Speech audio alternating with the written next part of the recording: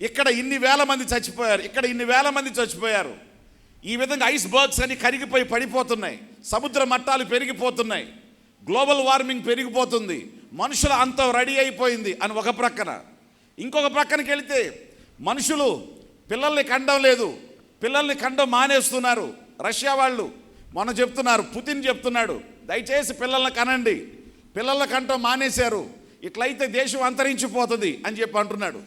సరే, ప్రపంచంలో ఇప్పుడు ఒక ఆలోచన వచ్చేసింది, పెళ్ళిళ్ళు చేసుకోవట్లేదు, పిల్లల్ని కంటలేదు, లైఫ్ ఎంజాయ్ చేస్తున్నారు, అక్కడితో ఆగిపోతున్నారు. ఇట్లా కానీ జరిగితే పరిస్థితి ఏంటి?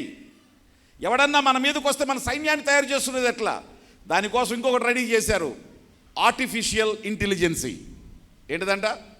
ఆర్టిఫిషియల్ ఇంటెలిజెన్సీతో పిల్లల్ని స్త్రీలు కనరు, పిల్లల్ని కోడిగుడ్లని హ్యాచరీస్లో పెట్టి హ్యాచ్ చేసినట్టు, పొదిగిచ్చి పిల్లల్ని తీసినట్టు మనుషులను కూడా అట్లాగే తీసేస్తారు రేపు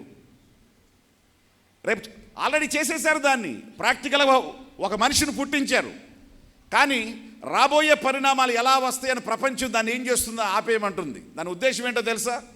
మిలిటరీ కోసం ఒక్కొక్క దేశానికి 1,00,000 మంది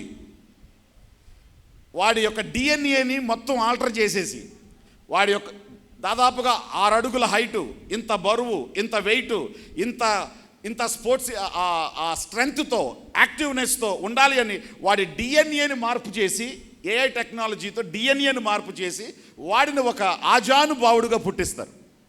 వాడి పెరిగి పెద్దవాడే ఒక ఆజానుభావుడు అవుతాడు, వాడిని సైన్యానికి వాడతారు. అలాగే తెలివి గల వాళ్ళ సైంటిస్టులకి తెలివి అంటే మేధా సంపత్తి, జ్ఞానం అనే డిఎన్ఏలో దాన్ని ఆపరేట్ చేస్తున్నారు. అందానికి అందం.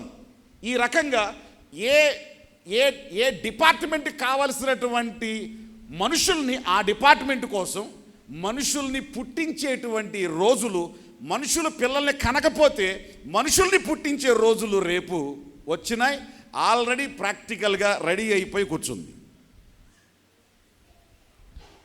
ఇప్పుడు లోకం చెప్తుంది, ఇవన్నీ కూస్తున్నాయి, ఈ మీడియా, యూట్యూబ్ మాట్లాడుతుంది, ఫోన్లు మాట్లాడుతున్నాయి, టీవీలు మాట్లాడుతున్నాయి, వార్తాపత్రికలు మాట్లాడుతున్నాయి, పిట్టల కోలాహలం ఎక్కువైపోయింది. ఏమిటి? ఏం కోలాహలం? ప్రపంచం అంతరించిపోబోతుంది, ప్రపంచం నాశనం అయిపోబోతుంది, మనుషుల యొక్క విపరీత జ్ఞానం పెరిగిపోతుంది, అణుబాంబులు తయారు చేశారు. ఒక్కసారి ఒక్కొక్క దేశం దగ్గర అణుబాంబులు కానీ పేర్లు అంటే ఈ భూగోళాన్ని 10 సార్లు పేల్చగలిగినటువంటి అణుబాంబులు తయారు చేసి ఉన్నాయి.